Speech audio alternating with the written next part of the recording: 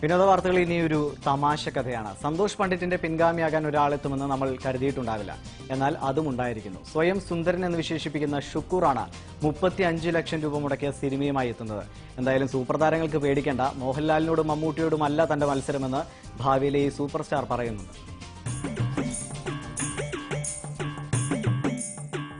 Lieutenant colonel Satheesh Pandit എന്നാണ് ഷുക്കൂറിന്റെ സിനിമയുടെ പേര്. സിനിമ റിലീസ് ചെയ്യുന്ന മാർച്ച് 12 താൻ സൂപ്പർ സ്റ്റാറാകുമെന്നും അതോടെ മലയാള സിനിമ രക്ഷപ്പെടുമെന്നും ഷുക്കൂർ പ്രഖ്യാപിച്ചിരിക്കുകയാണ്. മമ്മൂട്ടിയും മോഹൻലാലും പേടിക്കേണ്ട, തന്റെ മത്സരം അവരോടല്ല എന്ന് ഷുക്കൂർ തറപ്പിച്ച് പറയുന്നു. കഥ, തിരക്കഥ, സംവിധാനം, സംഭാഷണം, ആലാപനം, മ്യൂസിക്, ആർട്ട്, കോസ്റ്റ്യൂം, പ്രൊഡക്ഷൻ, അങ്ങനെ പോകുന്ന ഒരു മൊത്തം സിനിമയുടെ ഏകദേശം വിഭാഗങ്ങൾ 21 വിഭാഗങ്ങൾ ചെയ്തിട്ടുണ്ട്. 18 മേഖല ചെയ്തിട്ട് സ്വന്തം സൂപ്പർ സ്റ്റാർ എന്ന് ഒരാൾ പറയുന്നുണ്ട്. അപ്പോ 21 അല്ല, ഞാൻ പറയട്ടെ, 21 വിഭാഗങ്ങൾ ഞാനും ചെയ്തില്ല, അപ്പൊ എനിക്കും സൂപ്പർ സ്റ്റാർ ആവാലോ. ഇനി സിനിമയുടെ കഥ കേൾക്കാം. കോടമ്പക്കത്തേക്ക് സുന്ദരേഷൻ എന്ന് പറഞ്ഞ ഒരാള് മാളവിക എന്ന ഒരു നാട്ടിൻപുറത്തുകാരി പെൺകുട്ടിയെ കൊണ്ടുപോകുന്നു.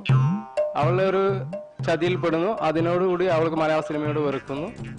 ആ വെറുപ്പാണ് 37 പ്രതികാരത്തിലൂടെ തീർക്കുന്നത്. സിനിമയ്ക്കായി ഷുക്കൂറും തിരുവനന്തപുരത്തെ നിർമ്മാതാവും ചേർന്ന് മുടക്കിയത് 35 ലക്ഷം രൂപയാണത്രേ. നിർഭാഗ്യവശാൽ ഈ നിർമ്മാതാവിനെ വാർത്താസമ്മേളനത്തിൽ കണ്ടില്ല. ഷുക്കൂറിന്റെ വീരവാദങ്ങൾ കേൾക്കുന്നവർ ചിലരെങ്കിലും സമീപകാലത്ത് കേരളത്തിലിറങ്ങിയ ഇത്തരത്തിലുള്ള മറ്റൊരു കഥാപാത്രത്തെ ഓർക്കുന്നുണ്ടാകും. ഏഷ്യാനെറ്റ് ന്യൂസ്, കോഴിക്കോട്.